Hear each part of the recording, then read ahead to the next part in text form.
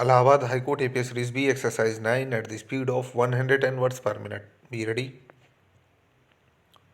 Start.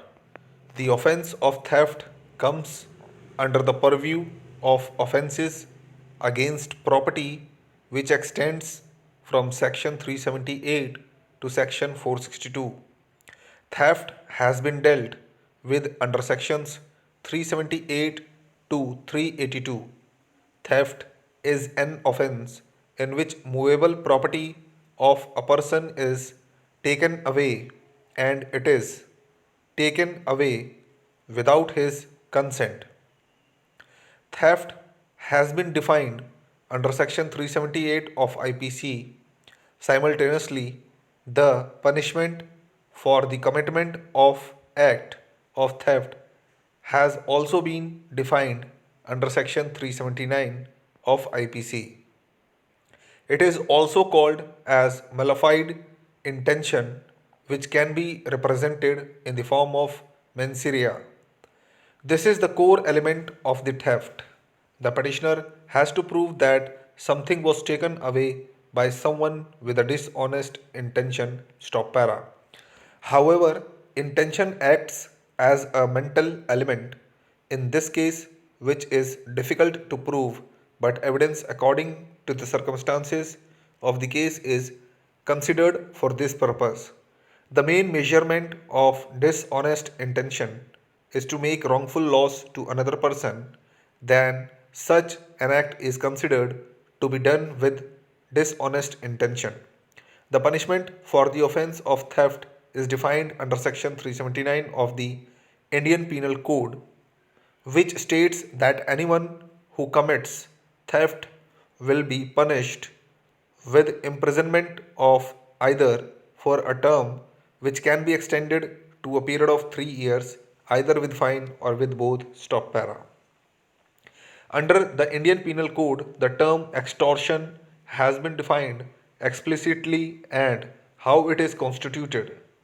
As section 383 of the Indian Penal Code states that if a person intentionally puts another person in a position of fear or of threat to cause him injury or deceitfully persuade him so that he may deliver the property or any other valuable goods to another person or any document which has been signed and can be turned in a valuable security, punishment regarding extortion is enshrined under section 384 of the Indian Penal Code.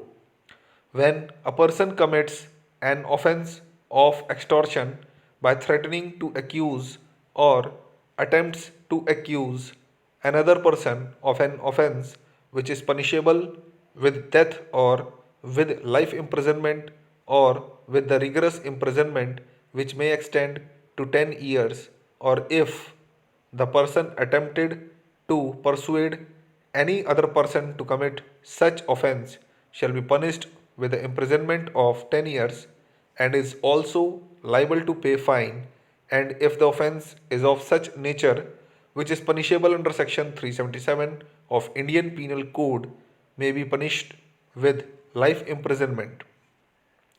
Under section 384 of the Indian Penal Code, punishment or extortion has been prescribed. A person committing such offense shall be punished with the imprisonment of 3 years or with fine or both. Stop para.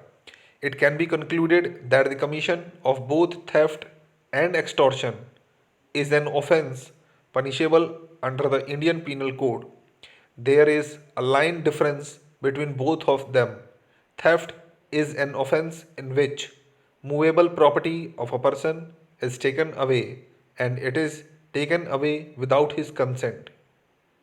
Section 383 of the Indian Penal Code states that if a person intentionally puts another person in a position of fear or of threat to cause him injury or deceitfully persuade him so that he may deliver the property or any other valuable goods to another person or any document which has been signed and can be turned in a valuable security.